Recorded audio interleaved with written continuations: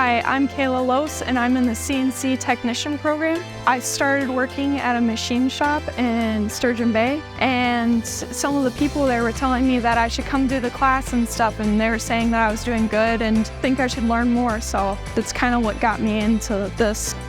Where I want to get in the future is to be that person on the shop floor that people come to and ask questions, or will even just be like, knows everything and doesn't need help, just does it like it's like they've been doing it all their lives. And it's just, part of it is just I want to beat myself, get better, and become more valuable in my career.